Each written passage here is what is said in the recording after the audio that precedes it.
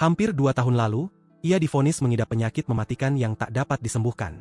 Sejak saat itu, hari-harinya diisi dengan bermain permainan favoritnya berulang kali. Kini, setelah 2 tahun, waktunya untuk meninggal akhirnya tiba. Namun sebelum itu, ia ingin menamatkan permainan tersebut sekali lagi. Ia memulai permainan baru dan membuat sebuah karakter. Memilih lebih dari satu sifat jenius datang dengan harga yang harus dibayar. Karakternya harus mewarisi sifat negatif. Ia memilih 2 sifat jenius, dan sebagai gantinya, karakternya pun menderita penyakit terminal. Ia tidak menyesalinya, sebab dirinya sendiri memang tengah sekarat, begitu pula dengan karakter yang ia ciptakan. Begitu selesai dengan proses pembuatan karakter, tiba-tiba tubuhnya terasa tertarik masuk. Tanpa peringatan, tanpa layar pemuatan, ia tersedot masuk ke dalam permainan. Ketika membuka mata, ia mendapati dirinya berada di sebuah kamar mewah. Kebingungan menyelimuti benaknya, bertanya-tanya di mana dirinya berada. Rasa deja vu muncul ketika ia berjalan mengelilingi ruangan dan menatap cermin. Ketakutan perlahan merayapi hatinya. Bagaimana jika ia menjadi karakter terburuk? Dalam permainan, namanya adalah Knox. Ia tidak tahu mengapa nama itu muncul, hanya merasa seolah awal kisah ini seperti pendaratan darurat. Nama lengkapnya adalah Knox von Reinhaffer, anggota keluarga ketiga yang terkenal kejam dari lingkaran dalam lunatik, organisasi kriminal paling berbahaya di dunia. Ia adalah anak bungsu dari 5 bersaudara dalam keluarga Reinhaffer, garis keturunan yang selama berabad-abad melahirkan anak-anak berbakat dalam sihir maupun ilmu pedang. Sayangnya, Knox adalah satu-satunya yang terlahir tanpa bakat. Karena rasa iri dan keputusasaan, Knox membuat perjanjian terlarang dengan iblis, menjadikannya penjahat paling terkenal dalam kisah lunatik. Kesadaran bahwa dirinya kini adalah Knox membuatnya terkejut. Ia bahkan sempat meragukan apakah ini hanya mimpi. Sebagai karakter ini, usianya baru 14 tahun dengan afinitas elemen kegelapan. Namun saat membuka jendela status, sempat muncul secercah harapan sebelum lenyap begitu melihat stamina yang hanya berada di level 2. Ia kemudian memeriksa daftar sifat negatif, wahyu kehampaan, penyakit terminal, kutukan kelemahan, dan rentan sakit, dengan gejala seperti tangan dan kaki dingin. Ia terperanjat. Inilah karakter yang baru saja ia buat. Rasa frustrasi meledak dalam teriakannya. Ia sudah sekarat di dunia nyata, dan kini di dalam permainan pun, ia kembali menghadapi kematian. Kali ini, karakter yang ia mainkan hanya memiliki sisa hidup 1 tahun. Ia tidak ingat mengapa memilih sifat itu, tetapi setelah berpikir sejenak, alasannya kembali terlintas. Ia memang ingin menciptakan karakter yang mirip dengan dirinya, seseorang yang sekarat. Ingatannya melayang pada saat duduk di meja berantakan, tubuhnya melemah, tanpa seorang pun untuk bersandar. Saat itu, ia sama sekali tidak menyangka bahwa dirinya akan benar-benar menjadi karakter yang ia ciptakan. Tiba-tiba sebuah notifikasi muncul. Ada satu surat yang belum dibuka di kotak pesan, dan ia ditanya apakah ingin membacanya. Ia segera membuka pesan tersebut. Dalam surat itu, seseorang menyapanya dengan nama asli, Yu Chen, sekaligus dengan nama dalam permainan, Knox. Ia terperanjat. Ada seseorang yang mengetahui siapa dirinya sebenarnya. Yu Chen, nama pemberian orang tuanya yang keberadaannya tidak diketahui. Ia terdiam dalam renungan. Siapapun yang membawanya ke sini pasti tahu bagian masa lalunya yang bahkan sudah tidak mampu ia ingat. Isi pesan itu berbunyi, "Kau tidak mengingatku, tapi aku harus mengatakan ini. Sudah lama sekali. Kau telah bertahan dengan baik selama 2 tahun terakhir. Kau pantas berada di sini. Selamat datang kembali di permainan." Ia hanya bisa terpaku menatap layar, bingung sekaligus penasaran pada satu kalimat, "Selamat datang kembali." Ia bertanya-tanya apakah pengirim pesan itu bermaksud mengatakan bahwa ia bukan lagi berada di dunia lamanya, dan bahwa tempat ini kini adalah kenyataan barunya. Balasan dari sang pengirim muncul. Ia mengaku masih banyak hal tentang identitasnya yang tidak bisa diungkap, tetapi memberikan satu nasihat. Bergabunglah dengan Akademi Elidane. Dari sana, ia harus membangun kekuatan dan berusaha mengikuti alur cerita utama sedekat mungkin. Jika berhasil, kebenaran sepenuhnya akan terungkap dengan sendirinya. Kebingungan semakin melanda, membuatnya merasa perlu waktu untuk menata kembali pikirannya. Ia ingat bahwa dirinya telah terlahir kembali sebagai bos terakhir dalam permainan Inner Lunatic. Namun kini ia diharapkan mengikuti jalan cerita utama. Bagaimanapun ia menafsirkannya, akhir dari kisah itu selalu sama. Ia akan mati. Ia mempertanyakan, sekalipun Inner Lunatic telah menjadi kenyataan barunya, apakah itu berarti ia harus menyerah untuk mendapatkan kembali ingatan yang hilang? Ia pun menetapkan tekad. Apapun yang terjadi, ia akan tetap mengikuti jalan cerita utama, sambil berusaha menemukan ingatan yang telah terhapus. Ia ingin memahami alasan keberadaannya di dunia ini, dan yang terpenting, ia ingin bertahan hidup. Jika bertahan hidup berarti menjadi seorang penjahat sejati, maka ia siap menempuh jalan itu. Setelah direnungkan, ternyata tidak banyak yang benar-benar berubah dari kehidupannya yang lama. 2 tahun lalu, ia kehilangan seluruh ingatannya dan sejak itu menderita penyakit mematikan. Setiap detik yang dijalani hanya membuatnya semakin dekat pada kematian, sementara ketakutan akan ajal terus menghantuinya. Perbedaan kali ini hanyalah latarnya, dunia yang paling ia kenal. Ia meminta sistem memberitahu tanggal hari ini, dan jawaban yang muncul adalah 4 Februari 1812. Mendengar tanggal itu, ia segera sadar bahwa waktunya tidak banyak. Ia berpikir untuk memulai percobaan penyelesaian ke-28 saat itu juga. Namun ketika hendak membuka pintu, rasa sakit hebat menusuk pergelangan tangannya. Ia memeriksa sistem, dan pemberitahuan muncul. Salah satu sifat negatif telah aktif. Akibat sakit yang terus-menerus, ia mengalami radang pergelangan tangan tingkat 1. Sistem menyarankan agar ia beristirahat dan memberi waktu bagi tubuh untuk pulih. Hal itu membuatnya marah. Dengan nada kesal, ia bergumam, mempertanyakan betapa rapuhnya tubuh itu. Tenggelam dalam kondisi yang menyulitkan, ia tak sengaja menabrak seorang pelayan muda. Gadis itu terjatuh dan segera meminta maaf pada tuannya. Ia berusaha mengingat wajahnya. Rambut coklat dan mata jingga terang itu terasa familiar. Ia menduga gadis itu adalah Lorna. Lorna memohon ampun, meyakinkan bahwa ia telah melakukan kesalahan besar dengan mencederai tuannya. Yang ia ingat tentang karakter gadis itu hanyalah kebiasaannya membicarakan Knox di belakang. Hanya itu yang masih terlintas. Namun sulit baginya mempercayai bahwa sosok yang tampak polos bisa melakukan hal semacam itu. Meski Knox adalah penjahat, ia memilih memaafkannya, tetapi memperingatkan agar kesalahan itu tidak terulang. Sejenak, ia lupa peran yang seharusnya dimainkan dan tersenyum padanya. Namun tak butuh waktu lama sebelum ia menyadari bahwa karakter Knox seharusnya gila. Ia pun terdiam, merenungi kehidupan yang kini dijalani. Pelayan itu dengan ragu bertanya kemana tuannya hendak pergi sepagi itu. Sang tuan menjawab bahwa ia akan menuju aula latihan. Para pelayan di sekitar mereka terkejut mendengar pernyataan tersebut. Ia kemudian memerintahkan Lorna untuk ikut bersamanya. Gadis itu terlihat bersemangat, namun di saat yang sama khawatir apakah tuannya berniat memukulnya. Saat berjalan menuju aula latihan, Knox kembali merenungkan keadaannya. Setelah merasakan seperti apa rasanya mati, kini ia benar-benar yakin bahwa dirinya tidak ingin mengalaminya lagi. Jika ingin bertahan hidup, ia harus cepat menyesuaikan diri dengan dunia baru ini. Itu bukan berarti ia tidak memiliki peluang. Sebagai seseorang yang sudah memainkan permainan ini sebanyak 27 kali, sebagian besar mekanisme tersembunyi sudah ia ketahui. Ia segera menatap sekilas jendela status untuk memeriksa detail permainan Inner Lunatic. Sistem menjelaskan bahwa Inner Lunatic menghadirkan alur cerita yang mempertemukan malaikat dan iblis bersama kekaisaran, dan permainan ini memiliki penggemar yang sangat besar di seluruh dunia. Keunikan permainan terletak pada jumlah kustomisasi yang luas, memungkinkan pemain menjelajahi berbagai gaya bermain. Sementara sifat bertingkat rendah, seperti biasa dan berbakat, dapat ditetapkan berkali-kali, sifat jenius umumnya hanya diperbolehkan satu untuk setiap pemain. Ia memahami bahwa sifat jenius memungkinkan seseorang mencapai puncak bidangnya dengan mudah. Namun entah bagaimana, ia justru memiliki dua sifat tersebut. Ia tahu permainan ini memiliki konsep hukuman sifat, yakni penalti yang muncul ketika karakter diberikan kemampuan di luar batasnya. Tetapi dengan memanfaatkan sistem yang berusaha menganalisis sekaligus menyeimbangkan sifat-sifat itu, memungkinkan dirinya memperoleh dua sifat jenius sekaligus. Sifat yang dimilikinya adalah jenius ilmu pedang dan jenius pertarungan. Kedua sifat ini memberinya keterampilan pedang yang luar biasa serta kemampuan mencapai tingkat tertinggi dalam penguasaan senjata. Di sisi lain, ia juga memiliki jenius kepekaan mana, yang meningkatkan kemampuan mendeteksi energi magis sekaligus membuat penguasaan sihir lebih efisien. Knox menyadari masih banyak sifat lain yang dapat berguna. Ia terus membaca detail yang ditampilkan sistem. Sebagai keuntungan menjadi tokoh utama, ia bisa melihat jendela status milik karakter lain. Ia juga memiliki sifat ahli akting, yang memungkinkannya berperan dengan meyakinkan dalam situasi apapun, kemampuan yang pasti krusial dalam kondisi sekarang. Sifat lain adalah mental baja. Ketika diaktifkan dalam pertempuran, sifat ini membuat pemiliknya mampu menjaga ketenangan pikiran dan tetap stabil dalam tekanan tinggi. Namun persoalan sesungguhnya terletak pada sifat negatif. Di antaranya, sifat penyakit terminal menjadi yang paling berat. Meski begitu, itu bukan satu-satunya yang perlu ia khawatirkan.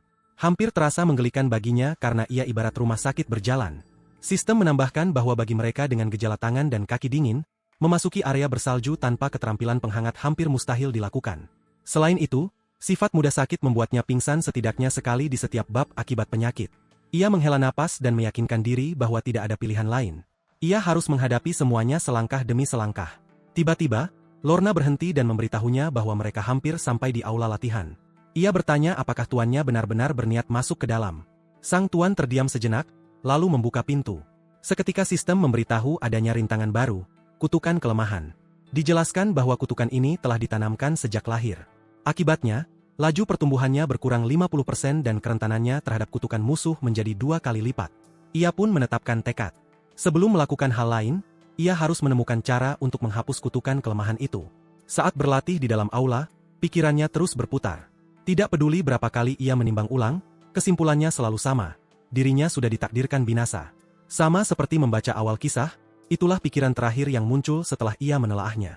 Sesudah membaca seluruh detail, tubuhnya mendadak melemah dan ia roboh ke lantai. Kini ia memahami batas dirinya. Ia bahkan tidak sanggup mengayunkan pedang lebih dari 10 kali. Ia tidak pernah menyangka bahwa kutukan kelemahan akan membuat segalanya menjadi sesulit ini. Setelah beristirahat sejenak, perlahan ia bangkit kembali dan mulai meneliti sekeliling. Ia melihat sebuah koleksi besar senjata di dekatnya. Sistem menjelaskan bahwa hal itu berasal dari asal-usul keluarga Reinhaver, dan menyarankan agar ia memulai dengan pedang. Sistem juga menerangkan bahwa ketika menyangkut garis keturunan Reinhaver, banyak sebutan yang dilekatkan. Tetapi gelar yang paling tepat adalah keluarga agung pedang dan kegelapan. Gelar itu diperoleh berkat keahlian unik mereka dalam mengalirkan sihir atribut kegelapan ke dalam bilah pedang untuk menebas musuh.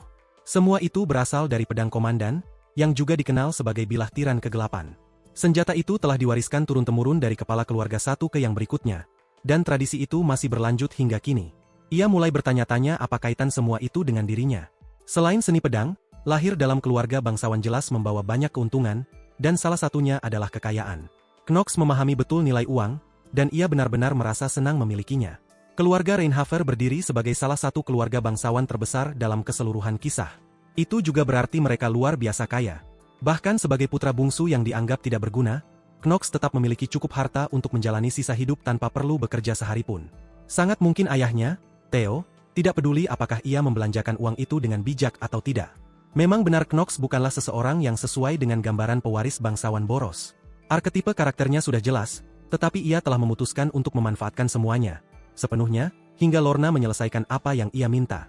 Meski begitu, ia sedikit khawatir gadis itu akan menolak permintaan anehnya. Beberapa menit sebelumnya, Lorna datang membawakan pedang kayu, handuk, dan air. Ia menyerahkannya sambil bertanya apakah tuannya benar-benar berencana berolahraga.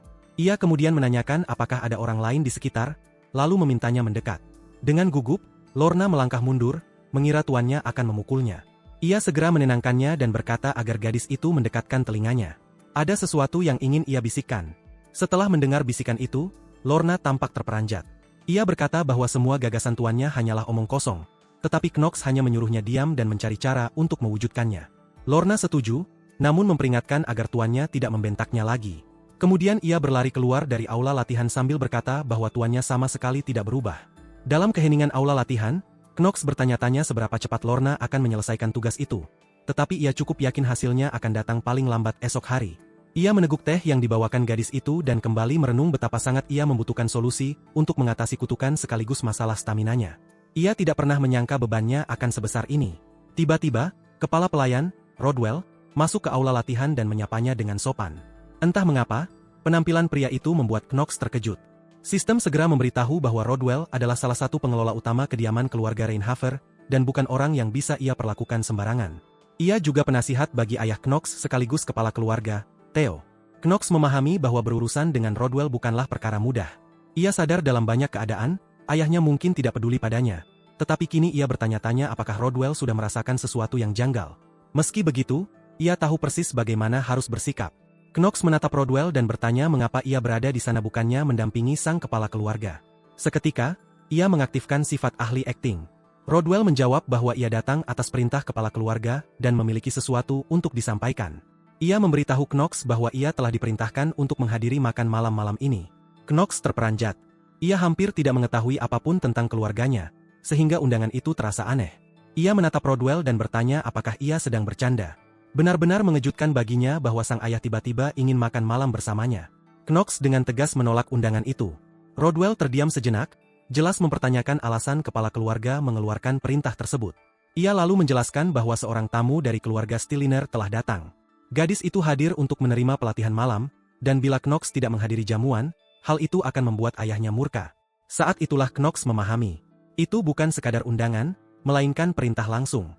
Rodwell menyipitkan mata dan bertanya apakah ada sesuatu yang berbeda pada diri Knox hari ini. Knox ragu sejenak, berusaha menafsirkan maksud tersembunyi dari pertanyaan itu. Sang kepala pelayan lalu menjelaskan bahwa Knox sebelumnya tidak pernah menyentuh pedang, tetapi hari ini ia sendiri yang memasuki aula latihan. Dengan tenang, ia menanyakan alasan perubahan mendadak itu. Merasa jengkel, Knox meninggikan suara dan memperingatkan agar Rodwell tidak pernah melampaui batasnya sebagai pelayan. Apapun yang ia lakukan dan untuk alasan apapun, itu bukan urusan Rodwell. Ia menegaskan bahwa dirinya sepenuhnya mengendalikan pilihannya sendiri. Rodwell sedikit menunduk dan menyampaikan permohonan maaf. Setelah itu, Knox meninggalkan aula latihan, masih bertanya-tanya apakah Rodwell mencurigai sesuatu. Sementara itu, sang kepala pelayan diam-diam memutuskan untuk melaporkan kejadian tersebut kepada kepala keluarga. Knox, yang tidak menduga akan menghadapi pertemuan tegang dengan kepala pelayan, merasa gelisah. Ia khawatir akan konsekuensi yang mungkin muncul dan sempat menoleh ke belakang untuk memastikan apakah Rodwell masih mengawasinya.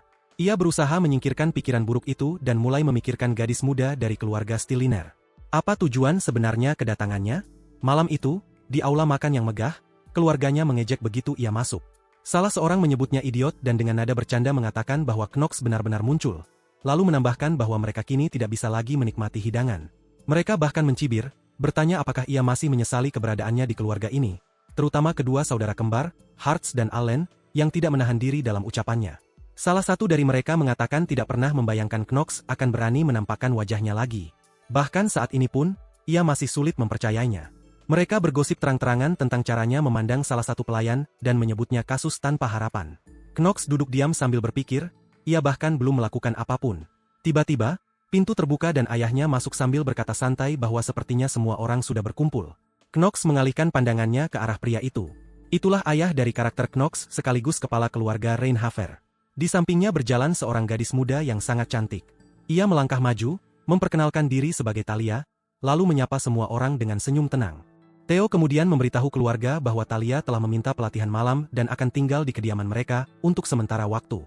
Ia meminta semua orang menyambutnya dengan hangat. Sistem segera memberitahu Knox bahwa Talia adalah tokoh utama perempuan dalam Inner Lunatic, karakter yang ditakdirkan untuk menentang dirinya di masa depan. Dialah yang pada akhirnya akan menusukkan pedang tepat ke dadanya.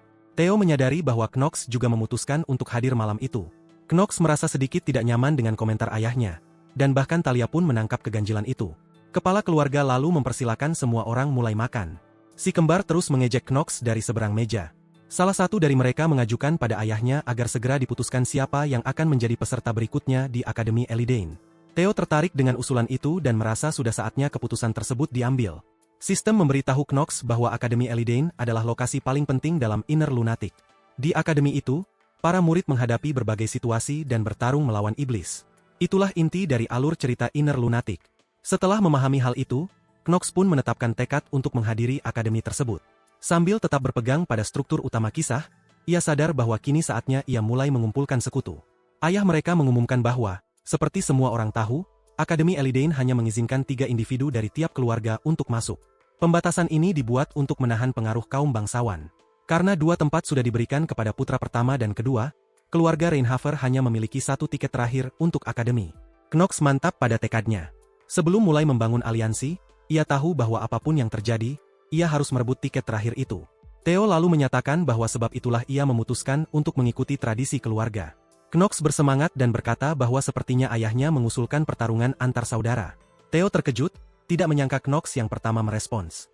Ia pun membenarkan usulan itu dan menyebutkan tanggalnya, 1 bulan dari sekarang.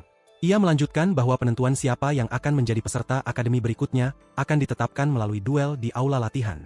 Salah satu dari si kembar menyuruh Knox diam agar tidak mempermalukan diri sendiri. Yang lain mengejek, mengatakan bahwa orang lemah sepertinya, yang bahkan belum pernah menggenggam pedang, tidak mungkin bisa melawan mereka. Mengejutkan, Knox tetap tenang dan terkendali. Ia berkata bahwa mereka boleh berbicara sesuka hati. Setelah kemenangan mereka, si kembar naik pitam dan menuntut jawaban apakah Knox benar-benar percaya bahwa orang sepertinya bisa mengalahkan mereka. Namun, ia tetap fokus. Baginya, duel ini hanyalah ujian lain yang harus dilewati demi mendapatkan tiket masuk akademi. Ia tidak berniat membiarkan ejekan mereka mengganggu ataupun melemahkan tekadnya. Dengan penuh keyakinan, Knox menyatakan bahwa dirinya yang akan menghadiri Akademi Elidane. Theo menyaksikan interaksi putranya dengan sedikit kebingungan, sementara Talia terlihat terkesan oleh keberanian sang tuan muda dan mulai menunjukkan ketertarikan padanya. Hal ini segera menarik perhatian si kembar dan memicu rasa iri. Knox cepat menyadari bahwa ia telah menarik perhatian seseorang yang mungkin seharusnya tidak ia libatkan. Usai makan malam, Theo duduk di kantornya membaca laporan Rodwell. Ia berkata bahwa, seperti yang telah dilaporkan, memang tampak ada sesuatu yang berubah pada Knox. Rodwell menyetujui penilaian itu. Theo merenungkan bahwa seandainya tidak menyaksikan peristiwa hari ini dengan mata kepalanya sendiri, ia mungkin tidak akan mempercayainya. Ia bertanya-tanya apa yang menyebabkan perubahan mendadak tersebut. Bahkan mulai curiga Knox mungkin telah dirasuki iblis. Apapun alasannya, Knox kini sepenuhnya menarik perhatiannya.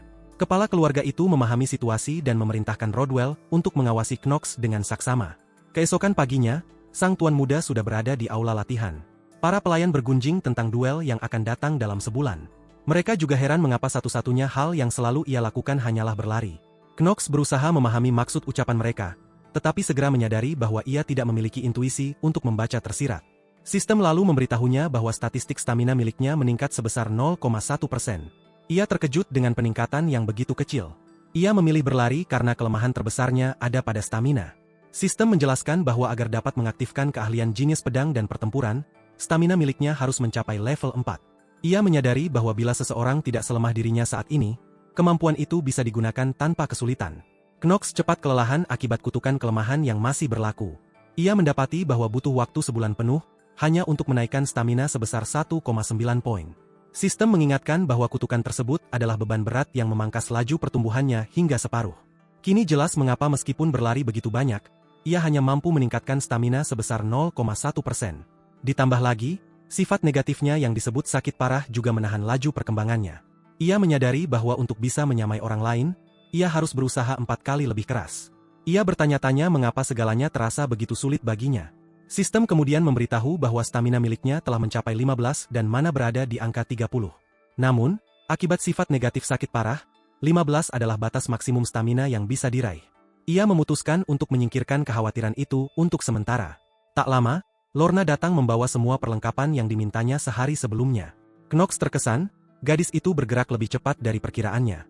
Ia merasa lega, yakin bahwa hal ini akan membantunya membuat kemajuan nyata. Satu-satunya pertanyaan yang tersisa dalam benaknya adalah bagaimana menembus batas dan mencapai stamina level 4. Ia meneliti seluruh perlengkapan yang dibawa Lorna. Keyakinannya tumbuh, ia percaya dengan pengetahuan sendiri mampu menemukan jalan keluar. Ia mencampur bahan-bahan itu dan menuangkan isinya ke dalam botol. Lorna, yang mengamati dengan heran, bertanya mengapa ia membutuhkan semua benda tersebut. Racun itu sulit ditangani, bahan-bahannya termasuk yang paling dihindari banyak orang, bahkan harganya sangat mahal. Knox menjelaskan bahwa kebanyakan orang tidak memahami cara menggunakannya dengan benar. Lorna tampak terkejut mendengar penjelasan itu. Tanpa ragu, Knox meminum ramuan yang baru saja ia buat. Lorna langsung panik karena tahu isinya mengandung racun.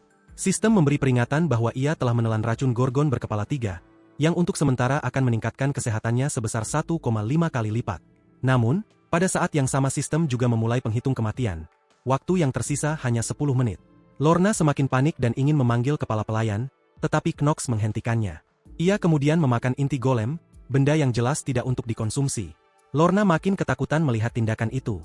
Sistem memastikan bahwa tubuhnya kini akan mulai perlahan membatu. Tiba-tiba muncul pemberitahuan baru. Sistem mengumumkan bahwa sebuah potongan tersembunyi telah diaktifkan. Racun gorgon berkepala 3 bereaksi dengan inti golem.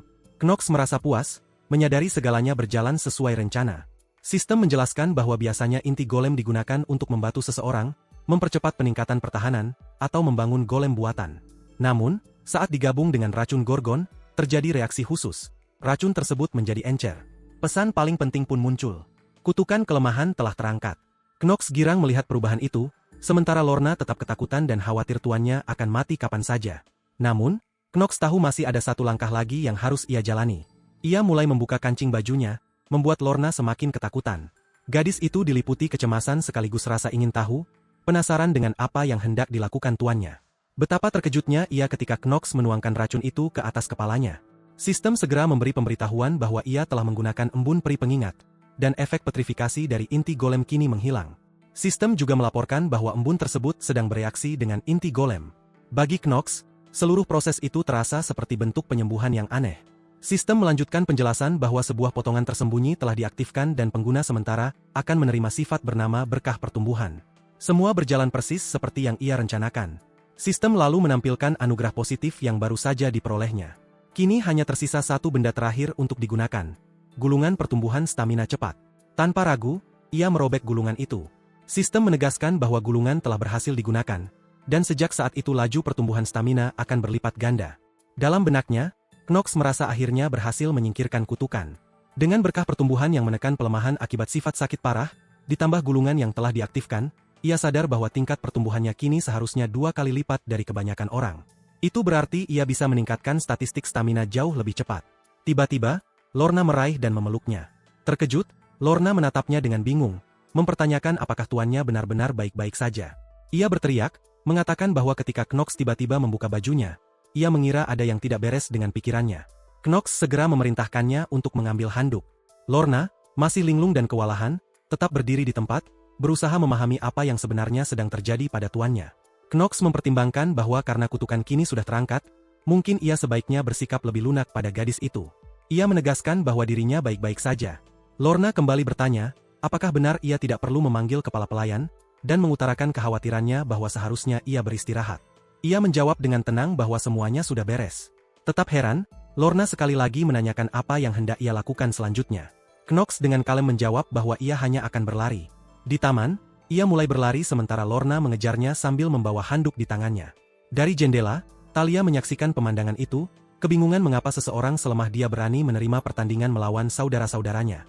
Pelayan pribadinya, Emma, dengan lembut mengingatkan agar Talia tidak menatap terlalu terang-terangan pada putra bungsu keluarga Reinhaver, menjelaskan bahwa hal itu dianggap tidak pantas. Namun Talia tetap diliputi rasa bingung. Knox bahkan tidak membawa pedang, hanya berlari-lari setiap saat. Ia teringat bahwa para ksatria Reinhaver pernah menawarkan diri untuk melatihnya, tetapi semua tawaran itu ditolak. Ia yakin bahwa dalam 1 bulan Knox pasti akan kalah, dan segalanya akan berakhir di sana. Meski begitu, tanpa bisa menahan diri, ia merasa cemas pada pemuda itu. Tak mampu menekan perasaannya, Talia mengatakan pada Emma bahwa ia akan segera kembali, lalu melangkah langsung menuju Knox. Pemuda itu terkejut dan bertanya-tanya mengapa ia mencarinya. Dengan dingin ia bertanya apa yang sebenarnya Talia inginkan darinya. Talia sedikit tersinggung oleh sikap dingin tersebut, tetapi dalam hatinya ia menganggap bahwa mungkin Knox terlalu terpesona oleh kecantikannya hingga tidak mampu merespons dengan benar. Ia lalu bertanya apakah Knox benar-benar yakin bisa mengalahkan saudara-saudaranya, dan apakah itu alasan ia menerima tantangan tersebut. Ia menambahkan, apakah Knox sungguh percaya hanya dengan berlari seperti ini ia bisa menang. Lorna dalam hati setuju dengan keraguan Talia. Talia kemudian menawarkan bantuan, asalkan ia bersedia menerimanya. Namun tawaran itu langsung ditolak mentah-mentah. Knox menyuruhnya pergi dengan alasan tidak tertarik. Marah, Talia bertanya apakah itu cara Knox memperlakukan seseorang yang ingin menolongnya. Lorna menasihati dengan lembut bahwa jika ia terus berbicara seperti itu, para gadis pasti akan membencinya. Talia, semakin kesal, menegaskan agar Knox melupakan tawarannya dan menyelesaikan semuanya dengan caranya sendiri. Lorna hanya menghela napas, menganggap situasi itu membuat segalanya menjadi rumit tanpa alasan. Knox kemudian memeriksa informasi Talia melalui sistem. Ia membaca sifat-sifatnya secara rinci. Tak peduli bagaimana ia menganalisis, jelas bahwa Talia memiliki bakat luar biasa. Dalam Inner Lunatic, sebagian besar pria dewasa memiliki stamina sekitar 4, namun stamina milik Talia jauh lebih tinggi. Meski belum sebanding dengan 3 pendekar pedang terkuat di benua atau potensi salah satu dari 4 penyihir agung, ia menyadari bahwa suatu hari nanti Talia mampu mencapai tingkatan tersebut. Ia menyimpulkan bahwa Talia setidaknya memiliki kemampuan untuk membunuh beberapa iblis, terlebih dengan atribut apinya. Ia juga mengetahui bahwa sihir api Talia pada akhirnya akan berevolusi menjadi api putih, api yang kelak digunakan untuk membakar Knox yang telah terkorupsi. Knox merenungkan konsekuensinya. Jika sekarang ia berhasil menjadikan Talia sekutu, maka alur cerita di masa depan akan berubah terlalu jauh. Karena itu, ia bertekad mencari cara agar tetap mengikuti jalur kisah asli sambil menghindari kematian. Namun, ia masih bertanya-tanya apakah mungkin menjalin hubungan baik dengan seseorang yang ditakdirkan untuk membunuhnya. 1 bulan kemudian, di dalam aula latihan, saudara kembar Knox mengagumi keterampilan pedang Talia dan memuji betapa cepatnya ia belajar. Allen berkomentar bahwa hal itu memang pantas diharapkan dari seorang anggota keluarga Stilliner. Mendengar nama keluarganya membuat Talia teringat pada kakaknya, yang jauh lebih kuat dan lebih terampil darinya. Ingatannya melayang pada saat pedangnya patah di tengah pertandingan. Ia kembali bertanya-tanya apakah dirinya benar-benar bisa menjadi seorang ksatria. Pikirannya melayang pada pelajaran yang selalu ditanamkan sejak kecil. Seorang ksatria tidak boleh digerakkan oleh keserakahan, harus hidup sederhana, dan harus siap mengorbankan diri demi kebaikan yang lebih besar. Di atas segalanya, seorang ksatria wajib menguasai pedang dan tekniknya untuk benar-benar layak menyandang gelar tersebut. Talia juga sempat bertanya-tanya, apakah Knox benar-benar mungkin mengalahkan saudara-saudaranya yang telah berlatih bertahun-tahun, hanya dengan berbekal latihan fisik. Menurutnya, itu jelas mustahil. Keesokan harinya, kerumunan berkumpul untuk menyaksikan pertandingan. Knox dan saudaranya berdiri saling berhadapan. Ayah mereka, bersama para tetua dan Talia, duduk di balkon untuk menyaksikan duel itu. Theo menoleh kepada Rodwell dan bertanya apa yang ia pikirkan tentang hasil duel tersebut. Namun sebelum Rodwell sempat menjawab, wasit maju dan secara resmi mengumumkan bahwa duel untuk menentukan siapa yang berhak memasuki Akademi Elidane kini dimulai. Kedua saudara itu berdiri tegak, pedang di tangan, bersiap untuk bertarung. Beberapa saat sebelumnya, ketika Theo menanyakan hasil duel, Rodwell menyampaikan bahwa dengan mempertimbangkan catatan penampilan Allen di masa lalu, ia yakin Allen akan menang. Theo sependapat dengannya. Kepala pelayan itu kemudian bertanya-tanya apakah Theo sebenarnya mengharapkan sesuatu yang lain. Meski ia mengakui bahwa Knox memang telah berubah, ia tetap tidak percaya pemuda itu bisa menang. Baginya, itu terdengar mustahil dan tidak masuk akal.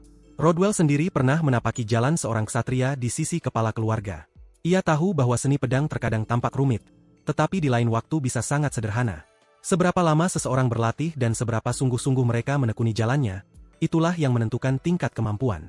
Ia juga tahu hanya ada satu cara bagi seseorang untuk benar-benar membalikan keadaan dan membuat orang yang sudah jauh di depan di jalan itu berlutut di hadapannya. Bakat yang luar biasa. Dinding itu tak bisa dipanjat tanpa anugerah alami. Rodwell pun bertanya-tanya apakah Knox memang dilahirkan dengan karunia semacam itu. Theo menanggapi bahwa kemungkinan itu tidaklah nol. Setidaknya, jika Knox memang lahir dengan darah Reinhaver, maka selalu ada peluang bahwa putra bungsu itu terlahir dengan bakat seorang kaisar pedang. Tiba-tiba, sistem memberitahukan bahwa bakat, seni pedang, dan kejeniusannya dalam bertarung tidak aktif. Knox merasa heran, bertanya-tanya mengapa nasibnya begitu buruk padahal nilai keberuntungannya tinggi. Ia bingung, apakah mungkin sebenarnya nilai keberuntungannya justru berada di angka negatif. Ia menyadari bahwa pada akhirnya ia memang gagal mencapai stamina level 4. Sistem kemudian memperbarui informasi terkait aktivasi efek bakat. Ia teringat bahwa selama latihan, stamina miliknya sempat naik sebesar 0,1. Sedikit lega, ia menyadari bahwa sekarang staminanya telah mencapai 3,8. Saat ia terus berlari untuk meningkatkan stamina, Lorna bertanya apakah benar ia harus terus berlari bersamanya. Knox menanggapinya dengan senyum, mengatakan bahwa tanpa dirinya tidak akan menyenangkan. Dan lagi, siapa yang akan merawatnya jika bukan dia? Ia kemudian mengembalikan handuknya dan menyuruhnya beristirahat. Lorna hanya diam, menatapnya dengan kesal. Knox menatap balik ke matanya dan mengatakan bahwa ia baru saja mengutuknya dalam hati. Lorna buru-buru menyangkalnya. Sebenarnya, Knox kagum dengan daya tahannya. Ia mengecek detail Lorna melalui sistem dan mendapati bahwa stamina gadis itu 4,5. Ia terkejut mengetahui bahwa seorang pelayan ternyata lebih kuat dibandingkan pria rata-rata. Membuatnya bertanya-tanya apa yang sebenarnya terjadi dengan keluarga Reinhaver. Meski kesal, ia juga merasa sedikit senang karena nilai stamina awal Lorna lebih tinggi dari miliknya. Sementara ia sendiri sudah berlatih keras selama sebulan hanya untuk menaikkan satu statistik ini. Lorna lalu mengingatkan bahwa hari sudah malam, dan karena duel akan berlangsung besok, sebaiknya ia beristirahat. Di aula latihan, kedua saudara itu kini berdiri saling berhadapan. Saudaranya mengejek, bertanya mengapa Knox tidak langsung menyerah saja. Menurutnya, meski Knox adalah aib keluarga, ia tetaplah adiknya, dan Allen tentu tidak bisa menghajarnya terlalu keras. Knox menjawab bahwa ucapannya tidak terdengar seperti seseorang yang menginginkan dirinya menyerah. Allen mengaku bahwa ia memang benar, dan sesungguhnya ia ingin membuat putri keluarga Stilliner terkesan, percaya bahwa Knox akan membantunya mencapai hal itu. Knox menanggapi dengan tenang bahwa ia tidak yakin itu adalah pilihan yang tepat. Ia tahu bahwa stamina Allen berada di angka 8. Allen kemudian bertanya apakah ia juga menyukai Talia. Knox sadar bahwa dirinya tidak mungkin bisa mengalahkan Allen dengan cara biasa. Wasit lalu mengumumkan bahwa duel untuk memperebutkan tiket masuk ke Akademi Elidane akan segera dimulai. Ia juga menegaskan bahwa apapun hasilnya, keduanya harus menerimanya, dan keberatan tidak akan ditoleransi. Knox merasa sedikit gugup karena ia tahu segalanya akan berakhir jika kalah di sini. Ia masih harus menemukan kembali ingatannya dan mencari tahu siapa orang yang mengirimkan surat padanya. Ia juga sadar bahwa setelah masa tenggang 1 tahun berakhir, dirinya akan mati. Wasit menanyakan kesiapan mereka berdua, lalu memberi tanda untuk memulai duel. Allen melancarkan serangan pertama, sementara Knox bertahan dengan begitu baik, hingga ia sendiri kagum dengan keterampilannya dalam bertahan. Baginya, ini adalah satu-satunya hal yang konsisten dalam permainan terkutuk Inner Lunatic. Keduanya saling bertukar serangan dengan keseimbangan dan keterampilan yang terlatih. Knox tahu bahwa jika ia kalah, ia harus melepaskan segalanya. Namun jika menang, ia bisa mendapatkan semuanya. Di tengah pertarungan, sistem memberitahukan bahwa statistik staminanya meningkat 0,1%. Allen mengejek, menyindir mungkin Knox sudah terlalu sering terbentur kepala, dan mengatakan bahwa ia mungkin akan merasa lebih baik setelah menerima lebih banyak pukulan darinya. Dari balkon, Priscilla yang menyaksikan duel itu merasa bahwa kekhawatiran tentang perubahan si bungsu hanyalah hal yang sia-sia. Ia hanya ingin anak bungsu keluarga itu yang masuk ke Akademi Elidane adalah putranya, Allen. Ia menolak mengakui kemampuan Knox, menganggapnya tidak berarti. Theo berkata kepada Rodwell bahwa ia menantikan perubahan Knox, tetapi kini bertanya-tanya apakah itu saja kemampuan yang dimilikinya. Kepala pelayan bertanya apakah duel perlu dihentikan.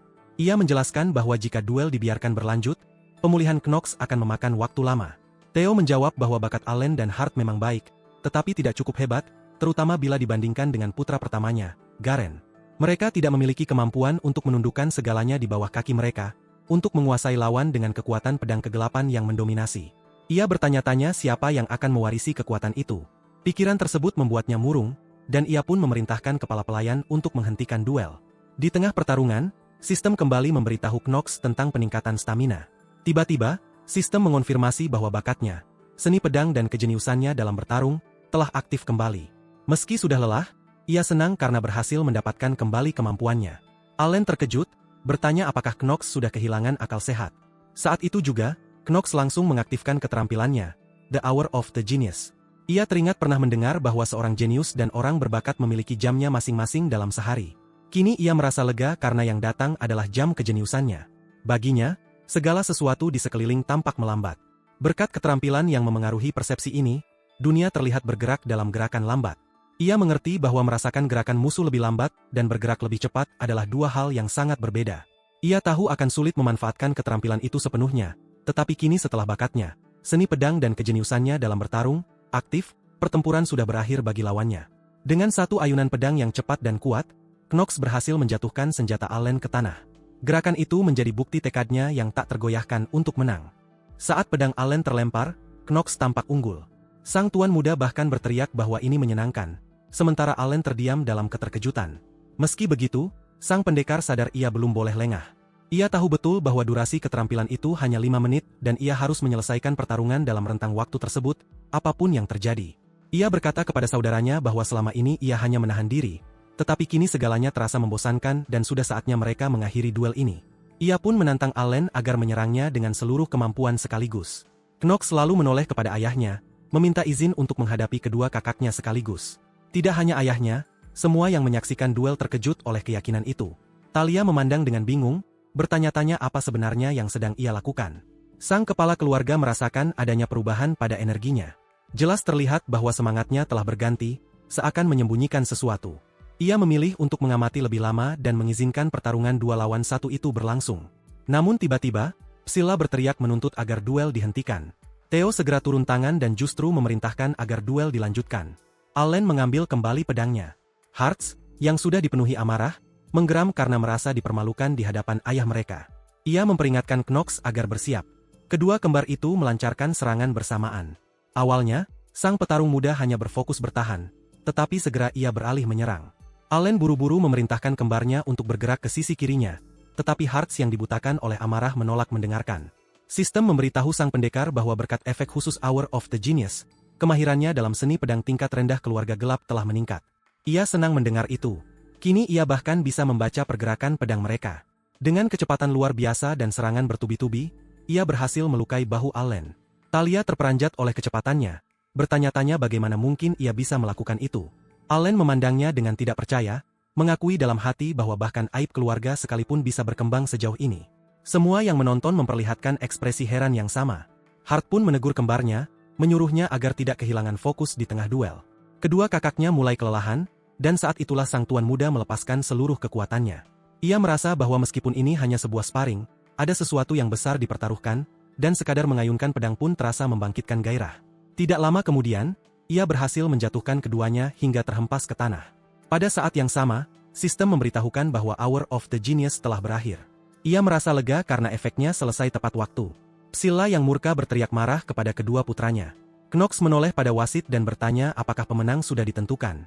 Sang wasit mengangguk dan menyatakan bahwa pemenangnya adalah tuan muda Knox. Semua yang menyaksikan duel itu berdiri, bahkan sang ayah sendiri. Knox mengucapkan terima kasih atas penghargaan mereka dan dengan sopan meminta izin untuk meninggalkan tempat. Saat ia berjalan keluar dari ruang latihan, Talia bertekad dalam hati bahwa ia harus segera berbicara dengannya. Begitu keluar, tubuhnya terasa sangat letih. Lalu ia melihat darah di tangannya. Ia segera menyadari bahwa itu akibat memaksa keterampilan berlangsung sedikit terlalu lama. Ia tahu betul bahwa Hour of the Genius memiliki kelemahan besar. Jika batas waktu terlampaui, akan muncul efek samping berupa debuff yang disebut rebound. Sistem pun mengonfirmasi bahwa karena efek balik keterampilan tersebut, umur hidupnya berkurang 2 hari 17 jam. Ia mengakui bahwa ini adalah debuff terburuk, karena bukan hanya memangkas umur secara permanen, tetapi juga membuat tubuhnya lebih rentan terhadap penyakit. Meski sudah mengidap penyakit kronis, ia masih merasa lega karena efek itu tidak muncul di hadapan orang lain. Jika sampai terlihat, penerimaannya ke akademi bisa saja dibatalkan. Tiba-tiba, Talia berlari menghampirinya dan menanyakan apakah ia terluka dalam duel tadi.